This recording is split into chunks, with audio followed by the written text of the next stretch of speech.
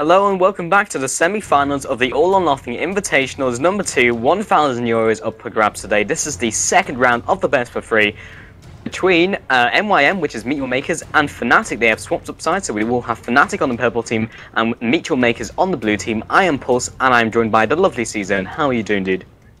I'm doing so well, just because you keep calling me lovely, which I really like. You are quite lovely yourself. Why, thank you. This is not getting dodgy at all. And nope. We are fast approaching the watershed, so we should be good in a couple hours. Yeah, it should be okay. Anyway, the first bans are coming out, and looks like they're going to ban Jace and Sarah immediately. That is quite a good idea, and Skarner as well. So they apparently don't want to deal with 3 of the champions that Fnatic ran last game. We see Sona and Zilean and Rengar getting banned out by Fnatic not wanting to play against that Rengar quite obviously. And Zilean and Sona are just really strong picks, so they don't want to deal with. And I am going to be first picking that Shen, which still is a very good pickup. Both in the jungle and for the top lane, he just does really well. And his global pressure is, to say the least, very annoying. Let's see what Fnatic is going to pick up. What do you think is going to get picked up, Pulse?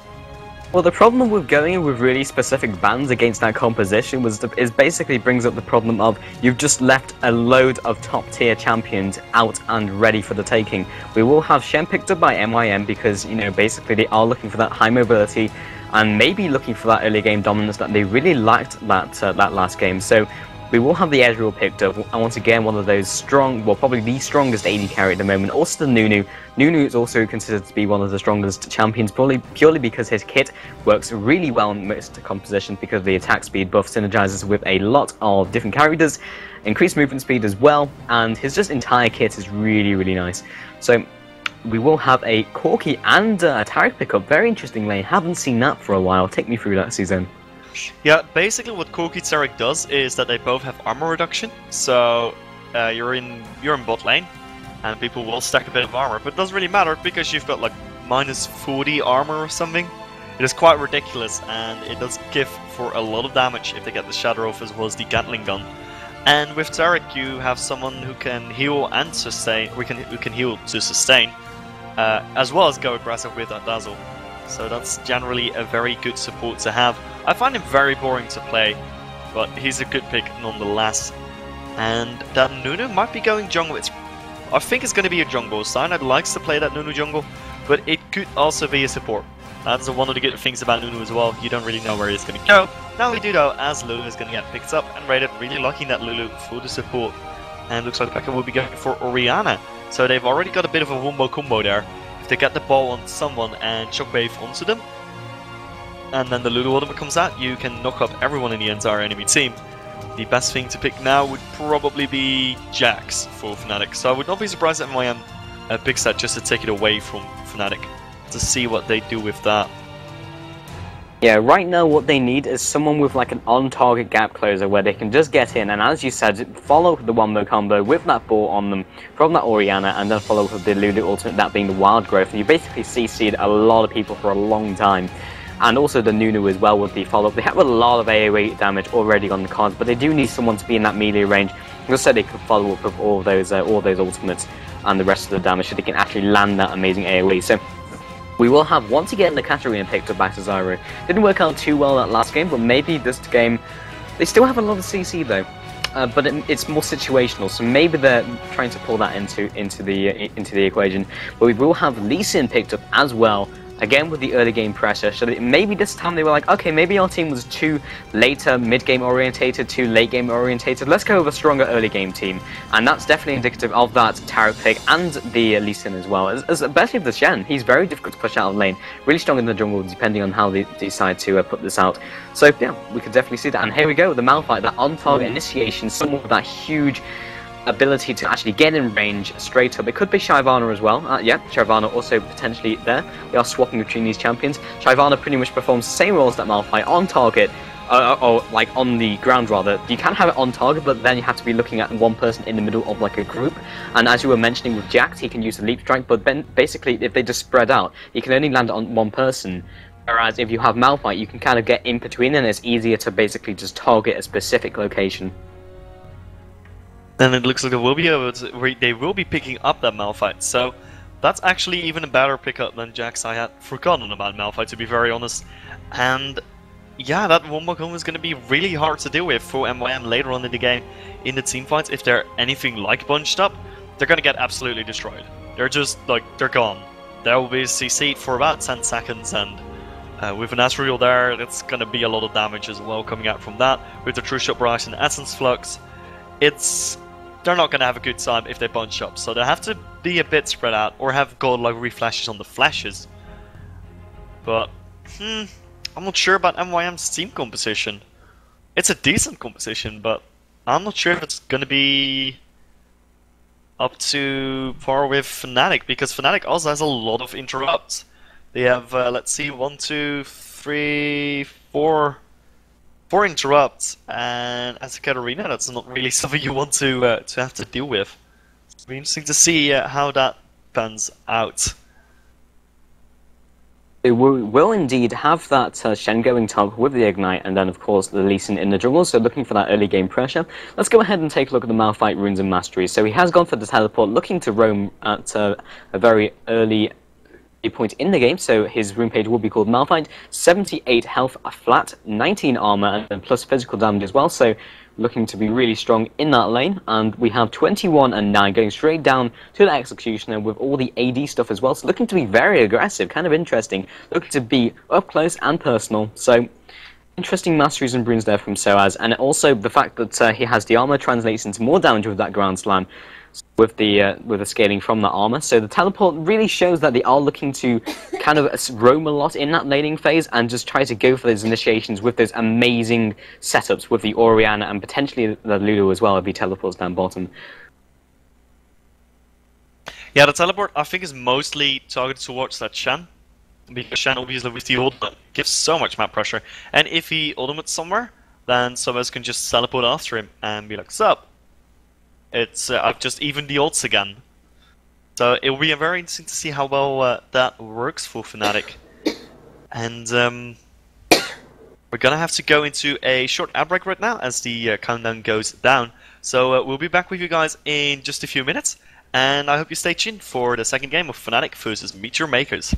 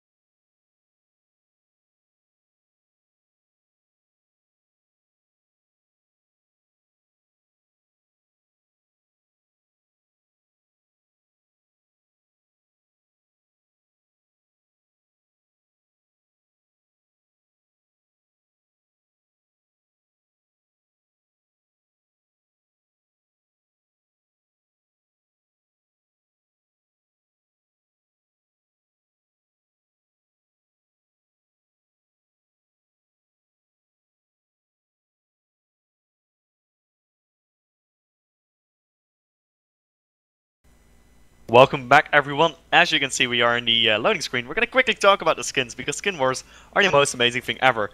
So we have Glacial Malphite, Nunabot, Bittersweet Lulu, and a non-pulsary Azrael skin. That's pretty much one right there. I mean, turning people into cupcakes, having a robot laugh, and being glacial. That's pretty hard to beat. Even though it was a 5 vs 5 in skins. Luckily, skin wars don't really do much in the game, as everyone's going to be buying their items, everyone except for the supports going for those boots. We've got Fairy Charm on the supports, pretty standard right there. And, yeah. Do you think we're going to have a level 1 fight, Mr. Pulse? It's fully possible, but you were saying that skins don't do anything in-game, and that's not entirely true, because if you have sunglasses, then you can mitigate 1 damage, and we will actually have Mocat potentially being picked up here. Slow goes down into the safeguard, picking it up before he returns into that jungle, so very nice reaction, picking up that skill, and that, ladies and gentlemen, and kids, and everyone who plays League of Legends, is why you don't pick a skill until you meet your enemy. If he picked any other skill, he would have been in a terrible position and would have been first blooded. He did, however, save his flash, so again, that's why you just you pick your skill when you meet your enemy. Yeah, the thing is though, his jungle is going to be a tiny bit slower right now. It's going to be really safe though, because he's going to have a shield as well as the extra lifesteal. But it might get a bit slower than normal.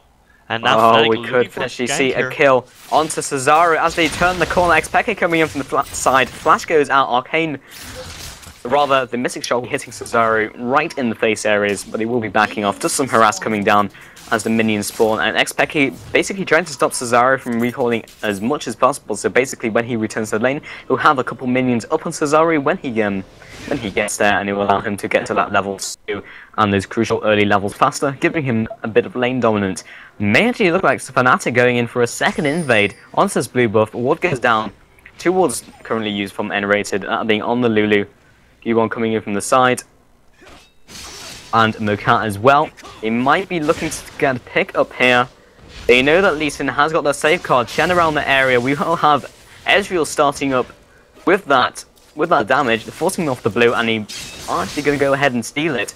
Shen also around the corner, following with some more damage with the key burst, with the key strike. Sorry, that is from Riven.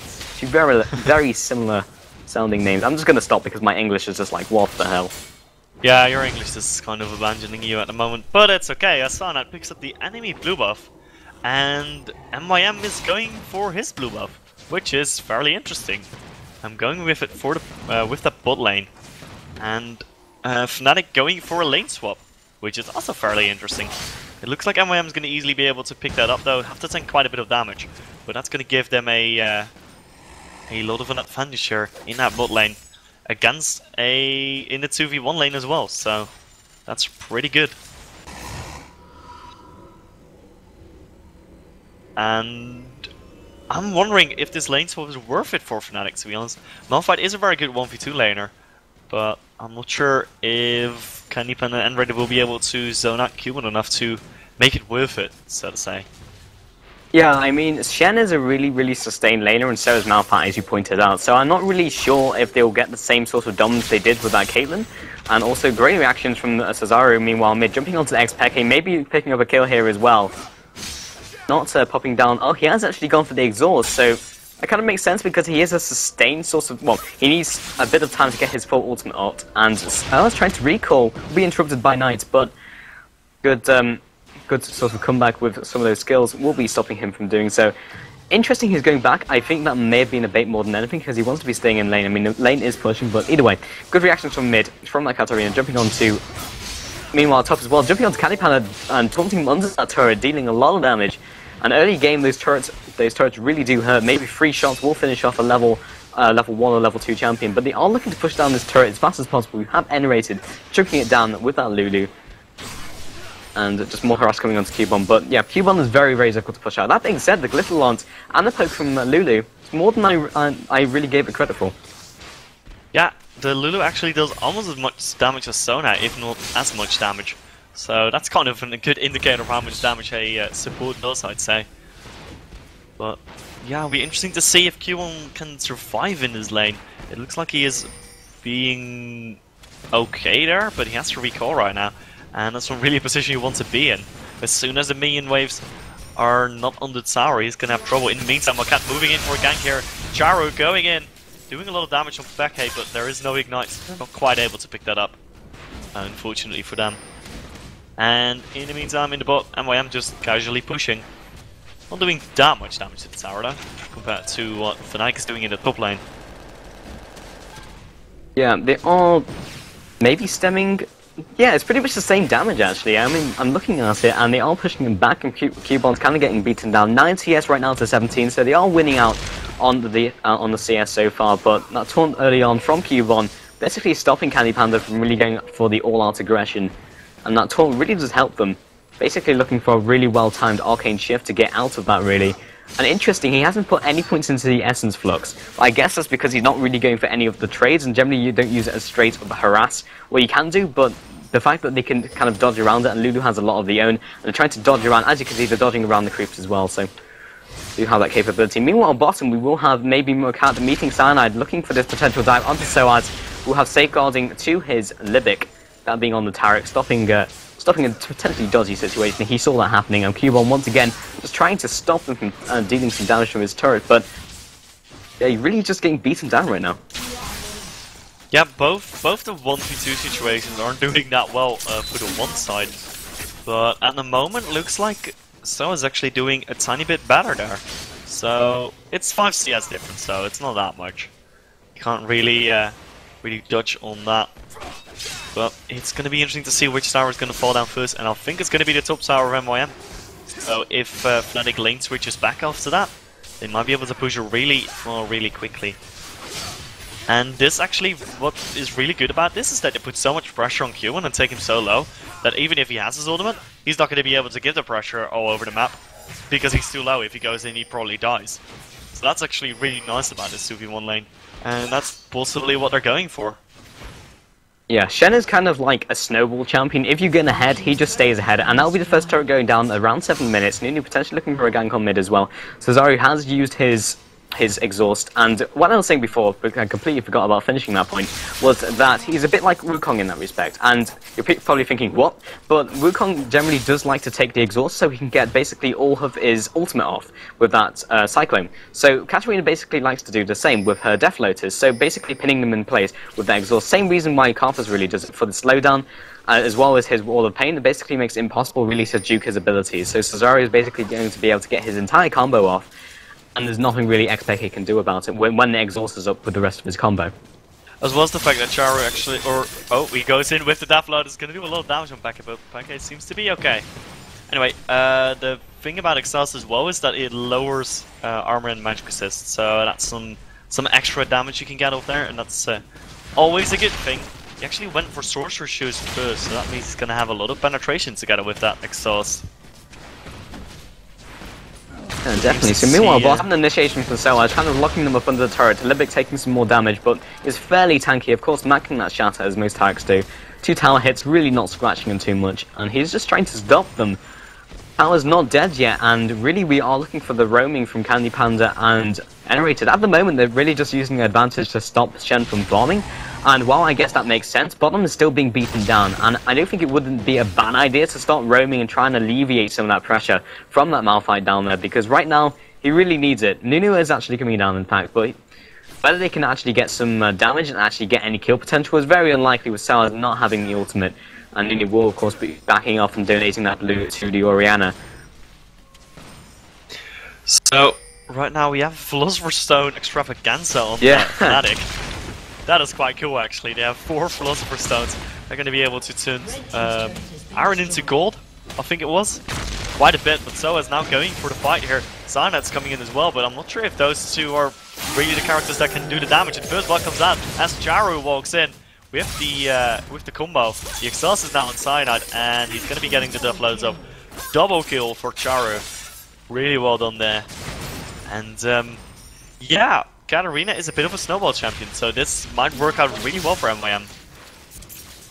Yeah, that was a really nice timing gank right there from Cesaro, picking up those 2 kills. Now pinging onto XPK, maybe looking to do some damage. XPK is moving towards the top of his lane. I think he knows what's coming, and repositioning himself wisely. Command Protect goes down, also ready with the dissonance as it comes up just as I was talking about it. So Cubon, once again, being pushed down at his second turret right now.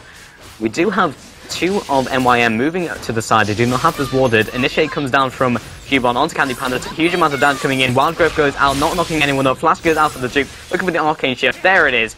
And Mook actually jumping back to the minion just to farm. So I guess they saw that as the counter initiate and no real need to go further. At least those summoners and those heavy, long cooldown ultimates have been popped. Yeah, that's always worth it, and it looks like Fnatic is not going to swap their lane around.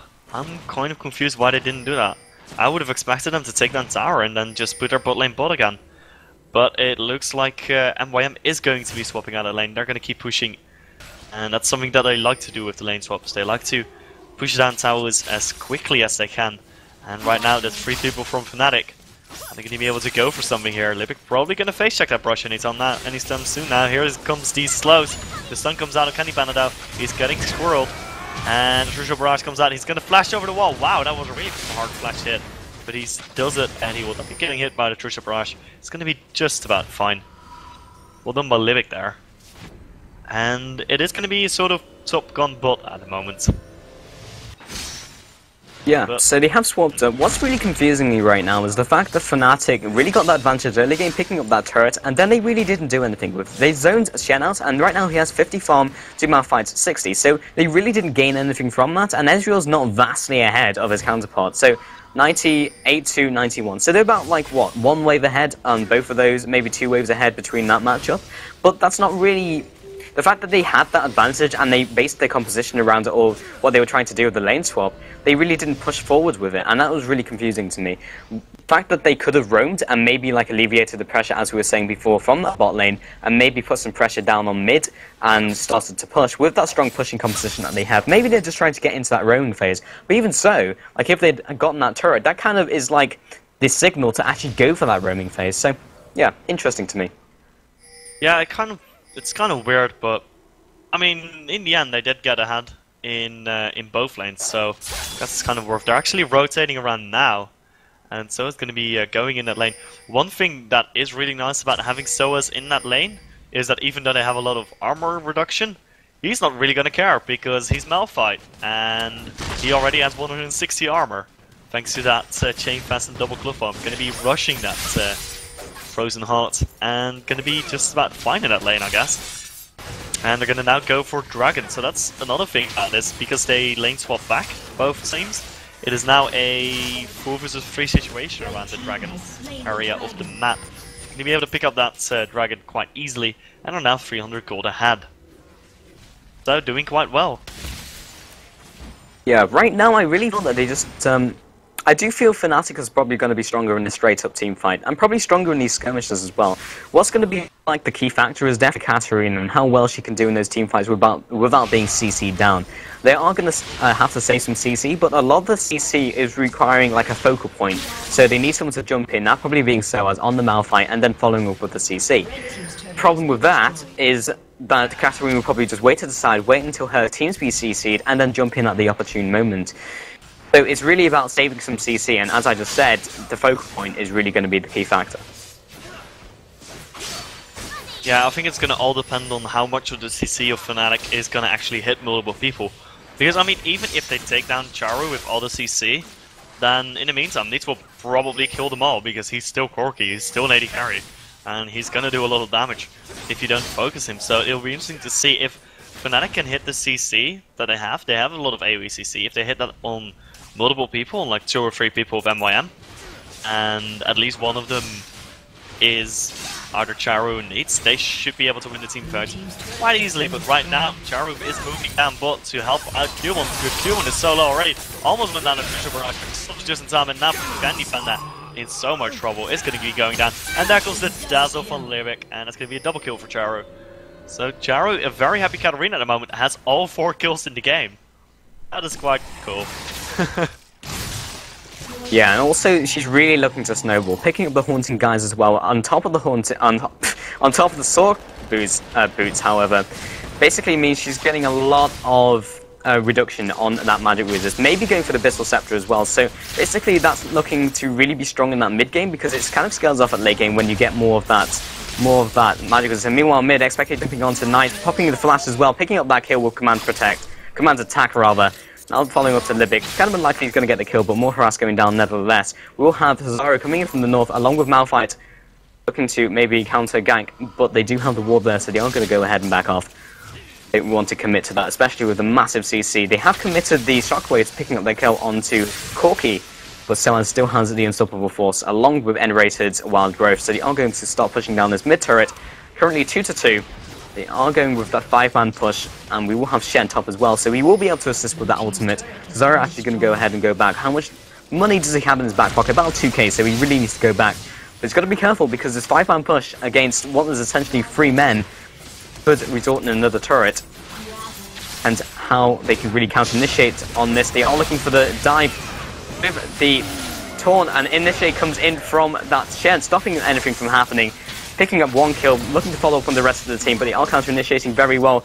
Expecting on the front lines, flash into Taunt, will be stopping that from happening into the Wild Growth as he's in the middle of the enemy team. But Cesaro ripping up all everyone, looking now to follow up onto Cyanide, popping that Blood Boil, keeping himself alive. Ward goes over the wall, they have tagged him with Vision. They are looking for another kill. Ward jump goes down into the Bouncing Blades, and look at the damage just from the Bouncing Blade by itself. Yeah, right now, Katarina is really hurting, and they don't have the CC to stop it. A lot of the damage is, as you said, coming from those other skills, not just the Death Lotus. Yeah, and one thing that's interesting about Charo's build is that he's gonna just jump into the tower, kill 2 people. Because, you know, he's Katarina, and that's what he does. Anyway, what I was gonna say is that the effective magic resist in that last team fight, it's now changed a bit because So has picked up some magic resist. But in that last team fight, the effective magic resist of people after the penetration coming out from Charu was that Peke had 10 magic resist, and Cyanide had 4 magic resist, and the rest of them, all their magic resist was getting penetrated. All of it. So he was practically doing true damage on everyone except for Peke and Cyanide, and they had about 10 magic resist. That's pretty much nothing. And that is why he was able to do so much damage. There's a bit more magic resist coming out now at the moment, with Soaz picking up a no magic mantle in his Merc Threat, which puts him at about 100 magic resist, which is effectively 40 magic resist. But still, that last team fight, the true damage was coming out from Katarina. It was quite insane. And with the 701 at the moment, he's going to continue doing a lot of damage. It is not going to be pretty.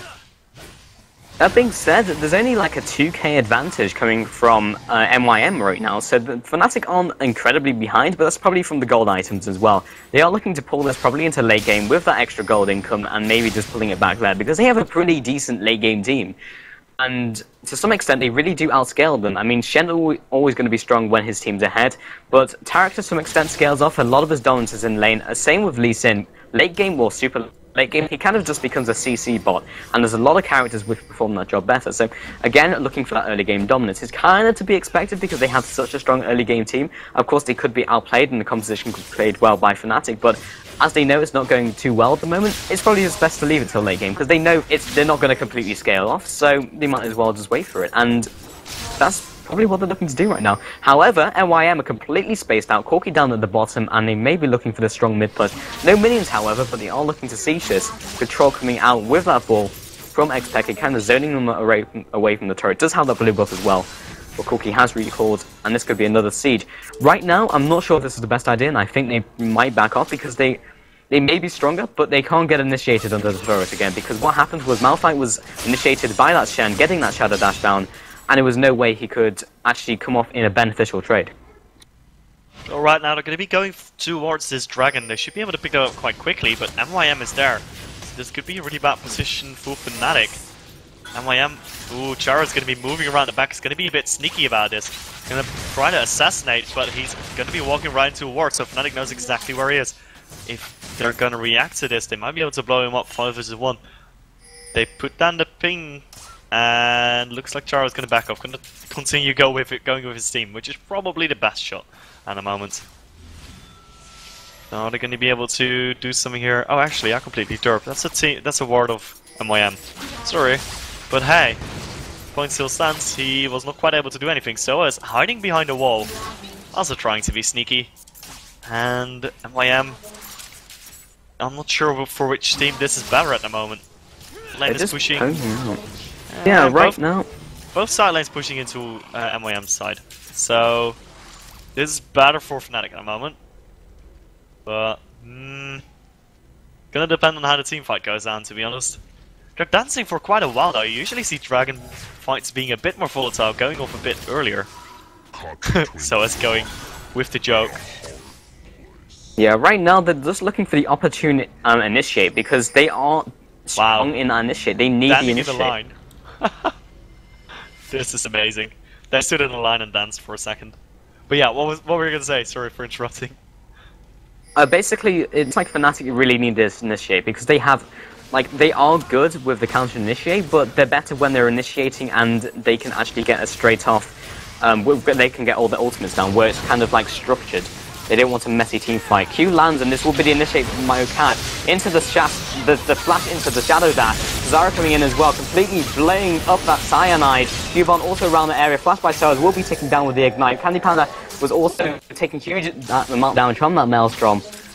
XPK jumping to the north, he will be safe. Candy Panda is just trying to recall in the bush because that's the best chance for survival and trying to juke, but Cesaro just picking up the kill very easily with the jump out into Sinister Steel, and that was a very, very secure team fight for MYM. Great initiate by MyoCat, and now they're going to go for a strong bottom push. They don't even need to go for the Dragon. Map control right now is of vital importance, and Fnatic, they needed to go for that initiate. It couldn't go the other way round, and the fact that MYM got that great initiate off meant that they couldn't peel up at anyone because they just got ripped apart by that amazing AoE from Cesaro and to some extent Corki as well. So Charu is legendary at the moment. That's pretty good in a competitive match. That's really well done by him, and they're gonna go for this Dragon right now, and I don't think that Fnatic can do anything against it because they're not grouped up and not even close enough. So MYM now building an advantage here. They're now almost 5k ahead, almost 6k even. Wow. So they're definitely building the advantage now. It was only 2k before. That was easy to come back from. But right now the advantage is definitely building, and if MYM keeps going like this, they could well pick up this second match, and then we will be going to a third match in the best of 3. Yeah, this is a very interesting matchup right now. They are 13-1, they have a 5k advantage, but it's not completely over. They still have the chance to come back in late game, and the composition that they have really worked, and the fact that they are kind of keeping up in gold as well, especially with the gold items. That was a really good call. Triple gold item for the support, double gold item for the Nunu, and one on a couple of the other champions. Of course, Ezreal probably not going for that because he really needs the straight up damage. And interesting, he's going for the Trinity Force because if they are shooting for that late game, going for that Trinity Force is really like an early mid game item. So yeah, that is again very interesting. But of course, they do know what they're doing. Of course, but at the moment, I'm just gonna take a quick look for myself at the gold difference in every lane, and in the jungle it's about 400 difference, which is not too big. In the support department it's about 500 gold difference. The rest of it is all 1000 or more, and that's quite a big difference between counterparts. It's not a position you want to be in. And apparently so is going for some Fargate before he goes for a Frozen Heart. That is interesting.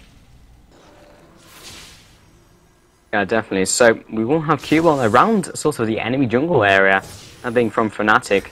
They don't really have the vision right now, and they're being really paranoid, and rightly so. They do have South pushing down bottom, but that means they don't have the initiation. Like, all of their initiation is really centered around the Malphite. Okay, they still have, like, the counter initiation with the Shockwave into the Wild Growth as well, and Nunu to some extent. He's basically a walking exhaust, and they will have to send someone to basically stop Soaz. The best choice right now is definitely this Shen, because he has to teleport with the Stand United back up to the main team fight.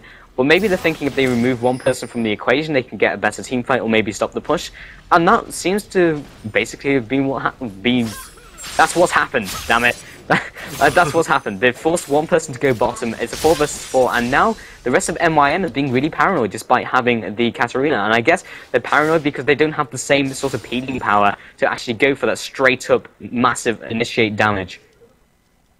Yeah, and again, Charo is just doing true damage to most of them. It is kind of ridiculous. Soaz even sold that no magic mantle, so even he is now only on 27 effective magic resist, or 28 I should say, against a Katarina. That is not a position you want to be in.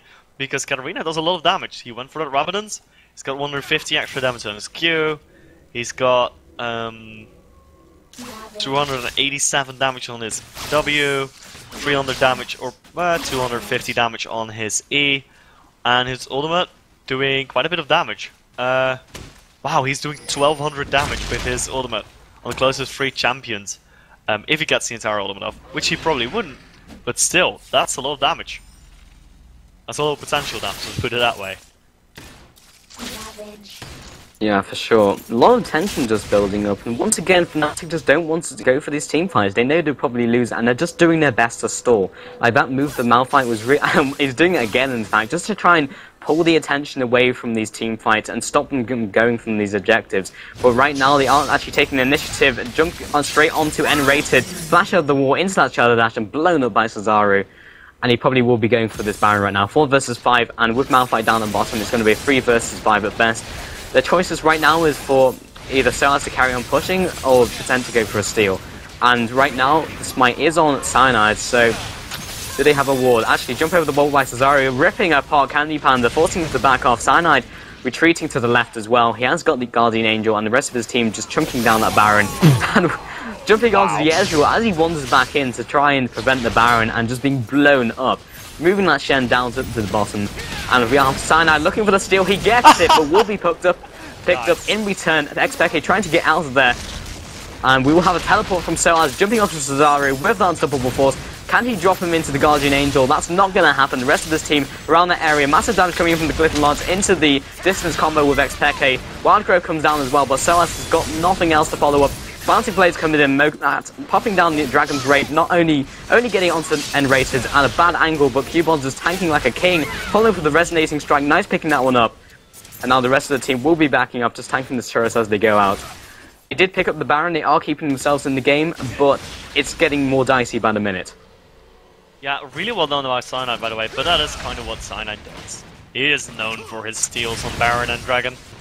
And he's been slacking lately, but this definitely shows he's still got it. And he's really good at stealing stuff.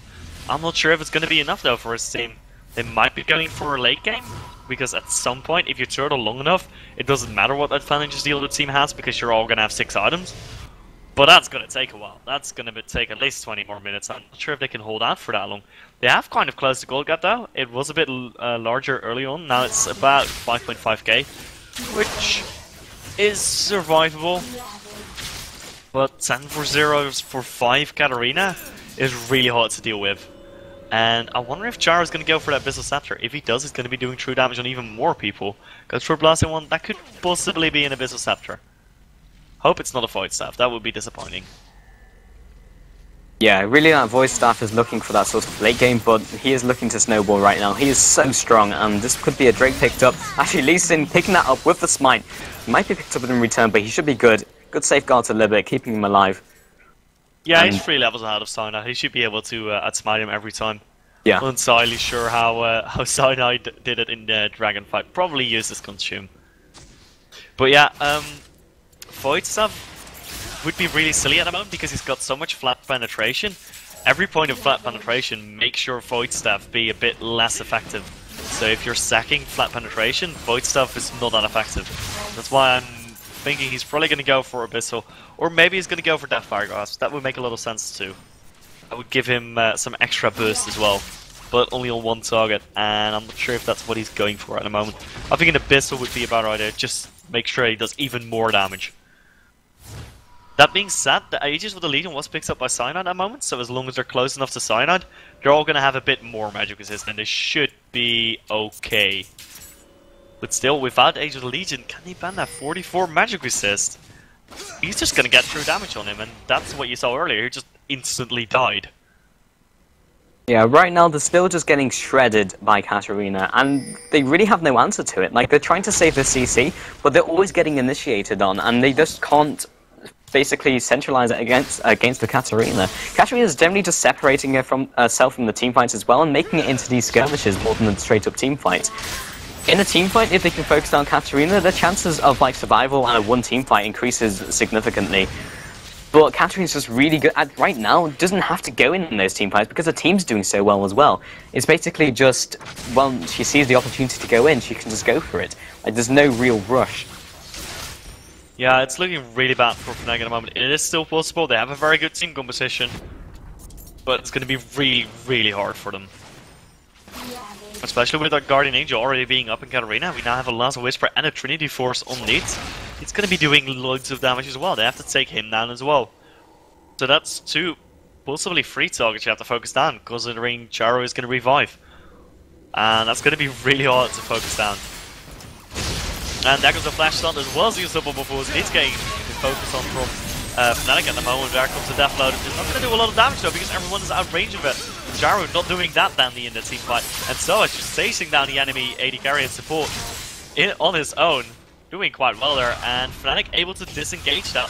The snowball comes out now, here goes the True Shot Barrage, almost gonna hit all of them, but in the end hitting no one, which is kind of ironic. Now Q1's gonna be coming in with the taunt onto what's Kenny Panda. This could be really bad for him because there comes the flash from Charo. But in the meantime, triple kill for Peke. Insane amounts of damage. Charo picking up the kill though, and will Sana be able to stop him from taking him down? No, he will not. Gonna be a quadra kill for Charo. Is he gonna have his cooldowns? No, he will not. He now has his E up. If he only had that 1 second earlier, that would have been a pentakill for him. But wow, that was quite insane. Yeah, Peke's Shockwave perfectly placed and just ripped apart 3 members of the enemy team. Kanipana has quit, probably a disconnect. They may be pausing in the next couple of seconds, but he is currently dead, so maybe they might be waiting for that. But yeah, that was absolutely crazy damage, and I'm not entirely sure if that's enough to keep them or pull them back into the game, but Cesaro also picking up like a quadra kill. Yeah, there's a pause. Because during all of that happening, he was just able to just rip into them, and yeah, there was nothing really Fnatic could do about it because a lot of the CC had been burnt, and that's the great thing about Guardian Angel. Of course, the Guardian Angel will be down in the next team fight before her cooldowns, but with Guardian Angel, basically it's a team fight interrupt because you can't target the Katarina for like however many seconds she's down on the floor. So you have to swap the aggro, swap the target. And then when Cesaro is back up, then he's just going to blow over and up because his cooldowns will be back off cooldown. Kanipana has indeed reconnected, so we will be jumping back into the game very shortly. Yeah, I mean, the shockwave from Becca was perfect. He got a tropical with that. That was kind of amazing, but then Charo was like, hey, I'm still alive. And killed everyone. It was kind of insane. So, right now we're just waiting for the pause to end. And something that's kind of interesting is that Soaz is stacking armor. He has Frozen Heart and the Sunfire Cape, but he has so little magic resist that Charo can take even him down, and he's a tank. He should not be going down that quickly. We also have a Guardian Angel coming up on Q1, so that's going to be even more revival. And the next time that Peke gets a perfect shockwave with a triple kill, it's going to be a double kill because Q1's going to revive. And looks like it will be a Deathfire Grasp for that Katarina. Ah, that's interesting. And going for a Giant Spell. Did he sell an item for that? Or am I just really blind? I don't know, it's fully possible. I mean, you are indeed blind, so... Wait, I'm gonna just be... I'm just gonna go back a bit. back for a bit. Oh, there we go. He had Cage's Lucky Pick, of course. So that builds into the Deathfire Grasp. There we go.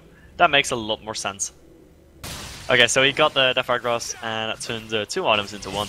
And he is now apparently going for Rhino's Crystal Scepter.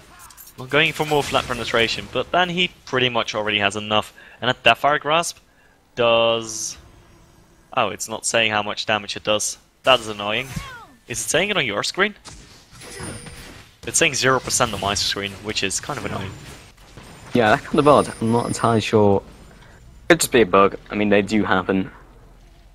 Yeah, that is... Yeah, I'm not entirely sure what's up with that. That's kind of odd. That is annoying. Oh, here we go. 40% of their current HP. So that's quite a bit of damage, you know, on a single target. Especially if it's someone like Kenny Panda, who is getting true damage. Oh, actually, no, he's got an Aggron Cloak now, so he should be okay. Oh, it's Kenny Panda. Not going to be getting their true damages anymore. And at the moment, I'm just quickly checking.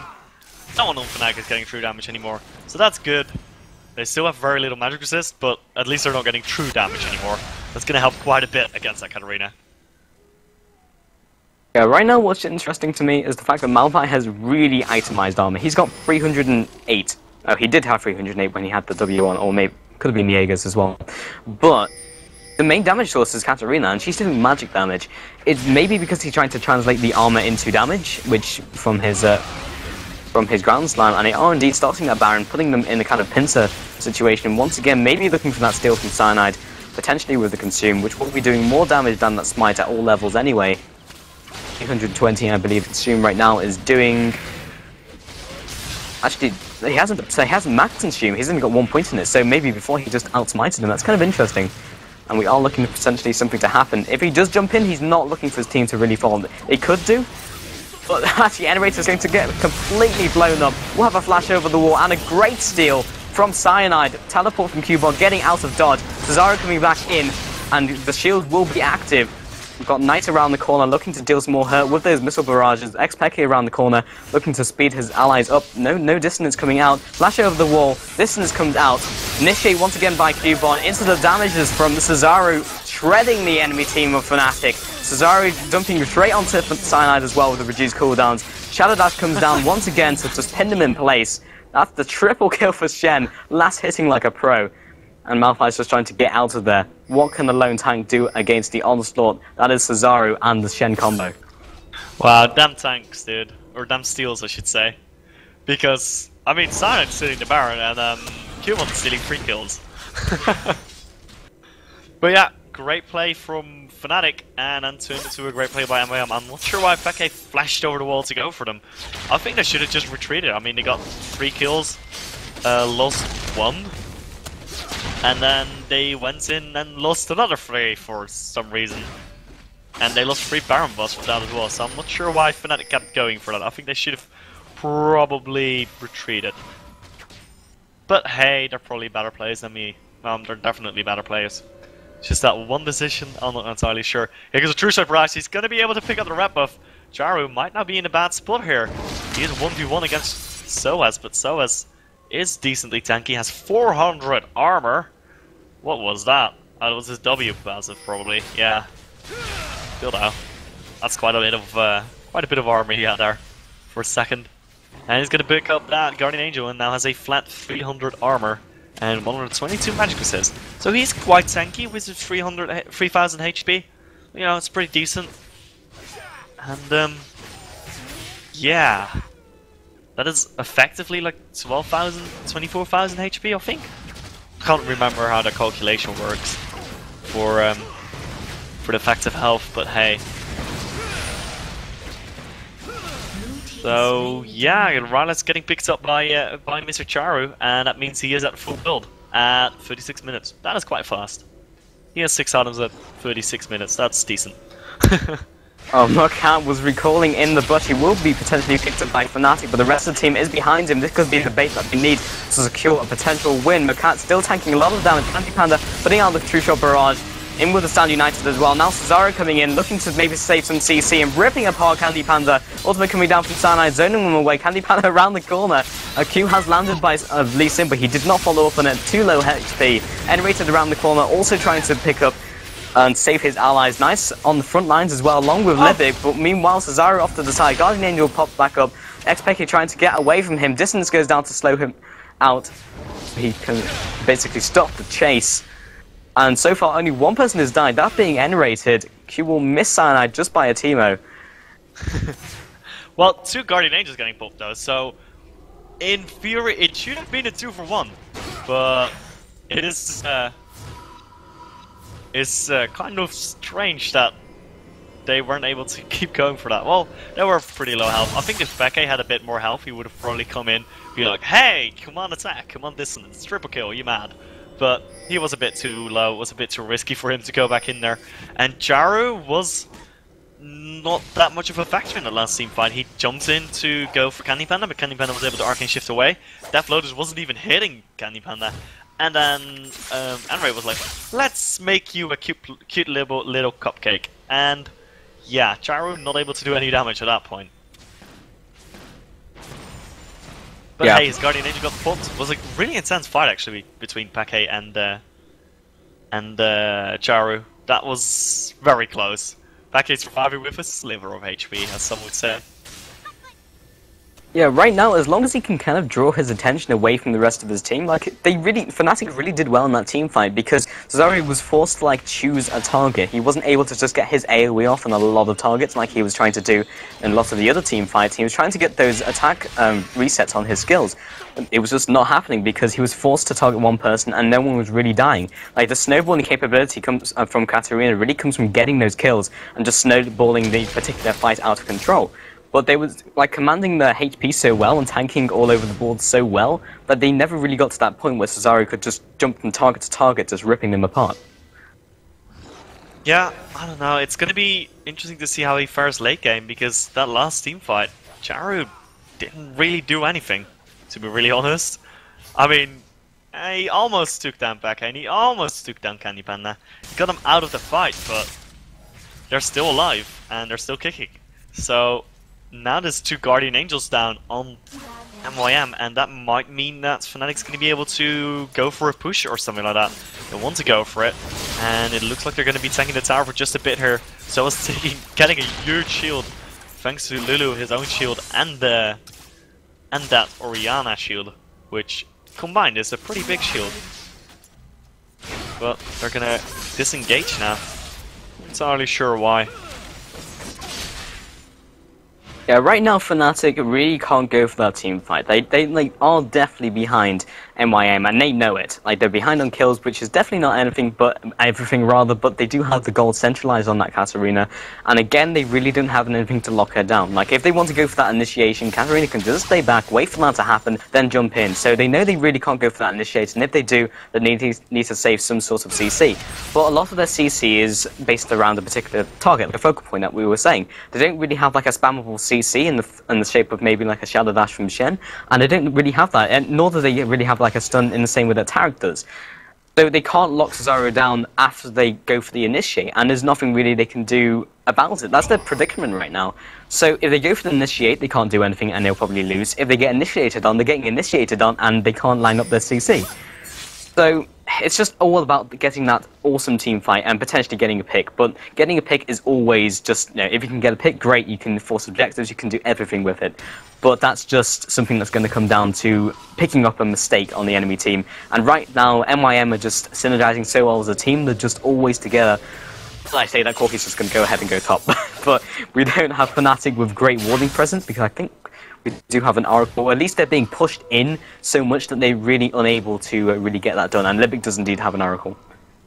Yeah, and interestingly enough, the manager of Fnatic is in the chat saying hi Caesar. I was like, yeah, your team seems to be coming back. He's like, yeah, I think this is going to be a 2-0.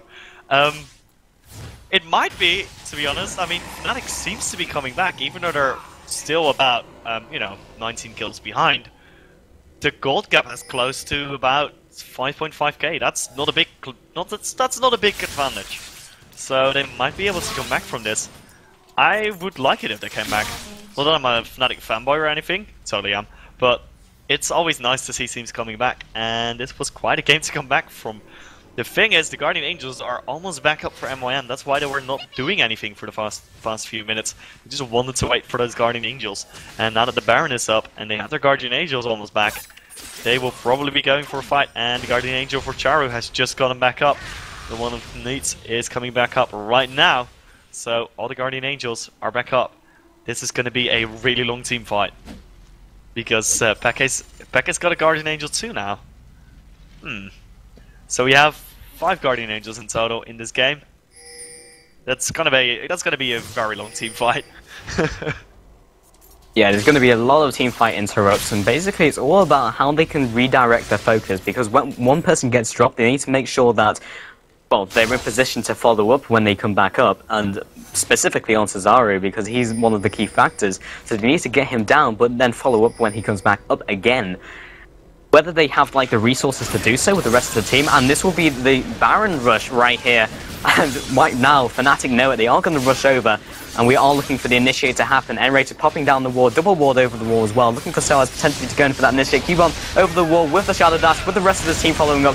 And the Katarina is away from them right now. They could get a kill. FKK picking up the kill onto Livik. Cesaro now entering the fight. Knock up once again, chaining him in place just for a second. Macat looking for the Tempest, instant cripple. Cubon popping down the ultimate as well, will be dropped into the Guardian Angel, but Soaz also around that area, mopping up some of the mess along with the rest of his team. Double kill for Xpeke right now. Everyone dropped into the Guardian Angel form. Jumping out the wall by Cesaro, trying to get the kill onto that Candy Panda, but will be for actually Xpeke. The rest of his team just too fast on the mark, and Xpeke surviving on what? Less than 20% HP, or 20 HP rather, not 20%, 20 hit points.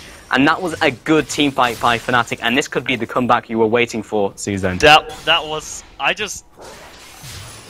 Candy Panda, Becky, please have my babies. That was perfect positioning. That was just absolutely insane. As soon as Charo started doing damage on Candy Panda, he just flashed over the wall. Becky, when he was really close to that, flashed over the wall. And they were standing in a rat, that den for the rat buff, just going, hey, you can't fight me, I'm gonna shoot you. And that was just insane. That was... honestly, just wow. That was pretty much the best positioning I've seen in a while now. I think that was indescribably good. They're now going to go for this Baron buff, and MYM wants to go and try to stop this as soon as possible, but there are only two people. Pake is really low though. He has the Guardian Angel, that's the thing. And they're going to be able to pick it up. The Dazzle comes down on Pake, but is he going to be able to go in there? Yes, he will be able to pop the Guardian Angel, but he's going to go down for it himself, and I'm not sure if that was worth it, to be honest. Yeah, right now, top lane is pushing very hard with those caster creeps, but the minion wave is coming in to potentially stop it. We do have Fnatic Xpeke coming up there, though, in the meantime. And, wait a minute, did Xpeke's Guardian Angel get popped? Yeah, it did. Yeah, Libic walks in and dazzled it. Oh, no. Well, Nice. He dazzled and he shadowed it. Was like, sup. But then he died. For the win. He died, though. I don't think that was worth it. I'm not sure. Potentially, because in the next team fight, they might be able to do something with it. However, basically, MYM are reaching the problem where they have Lee Sin, but he has to go pure tank, and you can see that by his build, because he really can't afford to go Bruiser, because he doesn't do the damage. His damage is scaled off. He's really just a CC bot. You could see him just sitting in the middle of the team, kind of ineffectually, just trying to Tempest and cripple, but it just wasn't enough really to lock anyone down. His Dragon's Rage was kind of, okay, it's something if you can land it on multiple people, that's really the turning factor, but it knows in closed spaces, that's really good for him, but everyone's spacing out, and as you were saying, the positioning was so well from the enemy team, there's so little he could do about it. And also Libic, with that Taric, he offers some utility, but not as much utility as he does in that early game and that mid game. He is, once again, scaling off. So, yeah, right now you have a really fed Katarina, you have a team who can kind of peel for him, but I still feel his actual damage as well is kind of falling off, and especially with the positioning, they are just spacing out, and there's nothing really Cesaro can do about it. Yeah, and at the moment, Fnatic is kind of stacking MR. They have so much MR at the moment, and that full-on penetration build isn't paying off that much anymore. And I don't know, it's not looking too well for him.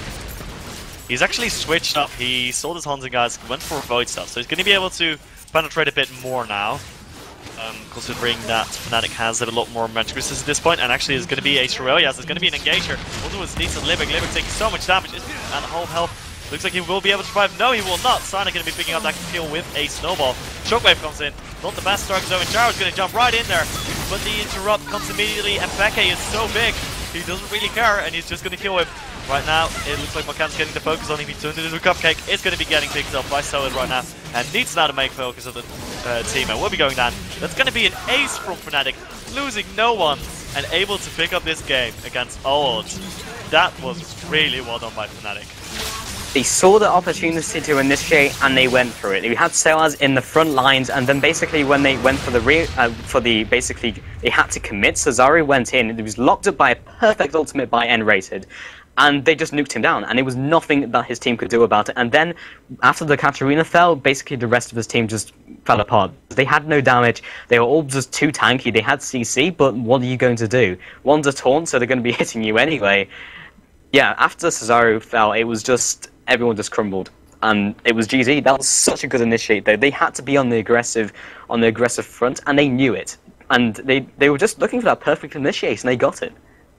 Now, I think that the biggest turnaround just was that Fnatic, like, that the positioning in that second last team fight, where Peke flashed over the wall and where Candy Panda flashed over the wall, that was just perfect positioning, and I think that's basically what won them the game. That was just insane. I can't stress how good that positioning was. And obviously, I mean, it's not that hard to like flash over a wall, but the idea to do that is something that I think a lot of people would not have thought of, and they did that really well. And honestly, it was a really well-deserved win from Fnatic. I expected them to lose, and they just pulled it up and turned it around. So that was the best of 3-1 for Fnatic, 2-0. That means they will be going to the finals of this All for Nothing Cup, or All or Nothing, not All for Nothing, because there is a cash prize. But yeah, just really well done, and that means they move on. Yeah, so I'm not entirely sure what we're going to be doing right now. We might be swapping over to the other bracket. We'll have to see how that's been progressing, but we might be jumping on to the final. So unsure how long the break's going to be, guys. So do stay tuned. We will be jumping into some more great League of Legends action. So until then, stay tuned, and yeah, stuff will happen.